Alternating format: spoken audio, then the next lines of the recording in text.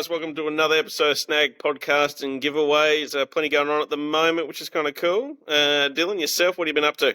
I didn't get a chance to get out last weekend. Ended up going to the last footy game for North Melbourne in Hobart, which that was pretty good considering I'm a North fan, and it's just been a pretty dire season, and we got another win finally, and then workmate's birthday party Saturday night, so didn't even touch the water this weekend. So, but you have weekends like that. I've got the Launceston Angling Club's coming down to do the intra-club comp on the Derwent this coming weekend, which they do every year, so going to be fishing in that this year.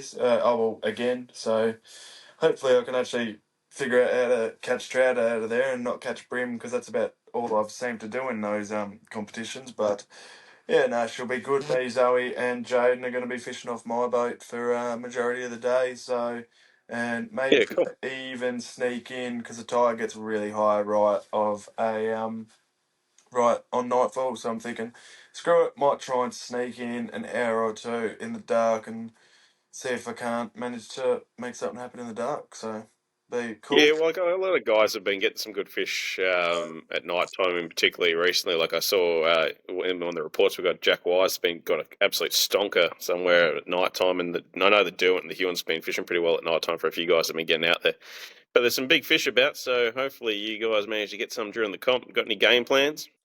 Not go to the Jordan River, because I've done it the last 2 years, and I haven't done any good. But I don't know, like, I mean, this time of year, like, they seem to be sort of, the good ones seem to be up sort of past the bridge sort of thing, but I've always, for some reason, just thought, launch it like Austin's Ferry and gone sort of down a little bit and fish like the Jordan River and stuff like that.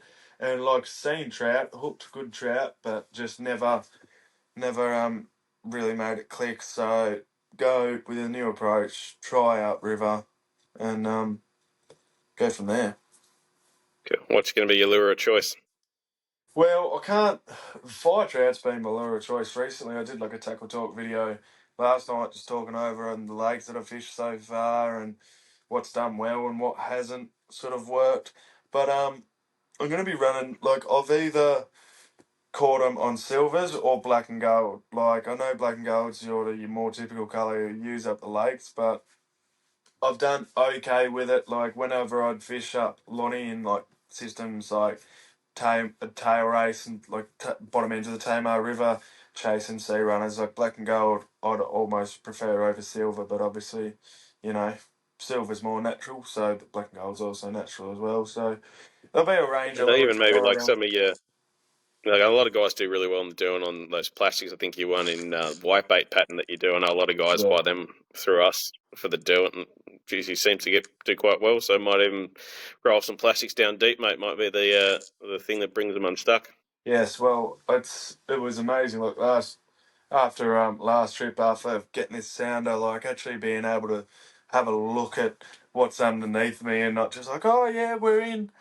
I can't see the bottom, so I don't know how deep we're in. So nah, it's been good. All the new things I'll get to learn and stuff like that, and that's the best thing. Like, it's only going to get better and better. Like, once sort of the weather gets warmer, like, there's going to be so much more options, salt water, that like actually going to be able to see what I'm fishing on and hopefully start producing a little bit more fish. So that'll be lovely. Fantastic. I love it. Good. Oh, well, good luck with that, man.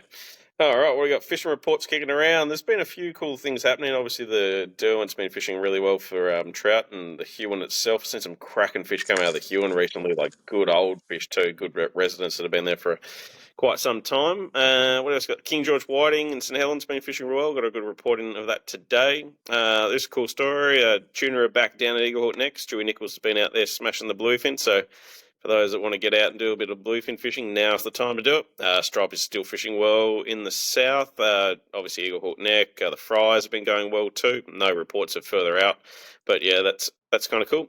Still mullet all throughout the Derwent and the Huon. What else? Got Browns River's been fishing really well, and some what do you call some sea run trout being up in Browns River. So a few of the youngsters down there smashing them at the moment. It's kind of cool. Got quite a few good number of trout up in there. That's good. But a few Aussie salmon kicking around out in the outskirts of the Iron Pot and Bull Bay. A few squid kicking around there as well, which is always good. So the squid season just seems to have continued all seasons, which is awesome. Some good fish amongst them too, which is great. But I think that's about all we've got reports wise. I mean, lakes wise, I think Great Lakes been fishing well. The Bronte chain's a little hit and miss, but a few guys have been doing all right in there. So yeah, all in all, there's plenty of trout around. It's just obviously picking those weather patterns and sort of getting out there and making the most of it. And like that's the thing. Like you're like I drilled on in that video I made last night. Like water levels and stuff like that. It sounds like it doesn't make a difference, but if you can find lakes where they're rising or they've got a bit of water in them, like you've probably got a little bit more of a better chance. So yes, Yeah, but absolutely. Yeah, if you can sort of fish a bit deeper, and I know that last weekend when I was away, one of my mates that did extremely well. He was just fishing deep diving hard bodies. And he had some shallow ones that he pre-weighted to get them down a little bit deeper. So I mean, obviously the fish are hanging a little bit deep at the moment, and they'll often do that when there's water's getting thrown out of the lakes. So yeah, if you can fish deep, or just fish plastics. But yeah, fish deep seems to be the key at the moment.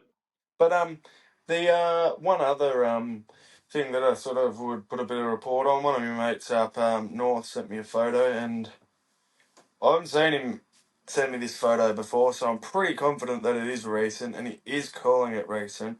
But it was a photo of probably a 45, 50 centimetre snapper that came from last weekend up north. So that's really early for sort of seeing snapper. So that's only can be a good thing.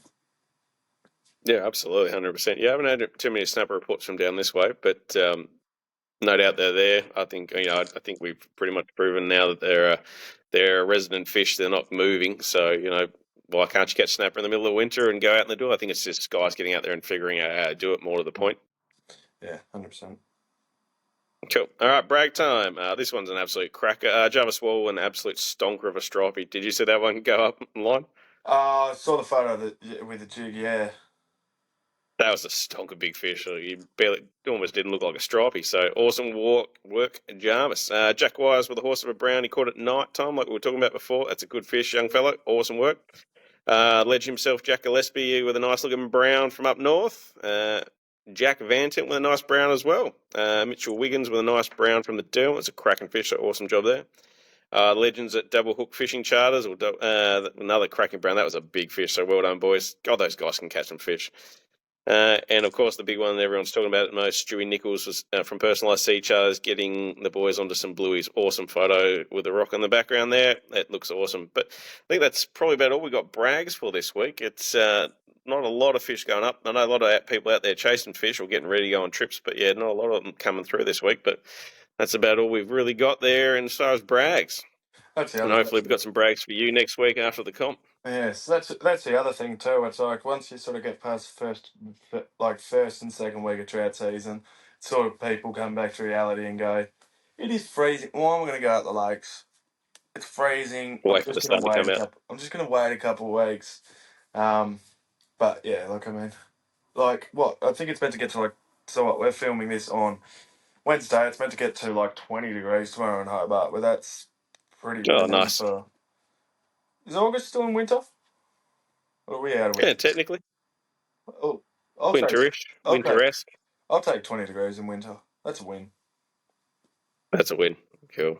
All right, guys, that's us for this week. Just remember www.snag.com.au. If you like what we do, grab yourself a membership, go on the draw some awesome prizes, and support this. Helps us each week. Just take the time to go off and do this sort of stuff. All right, guys, signing out. See you later. Bye.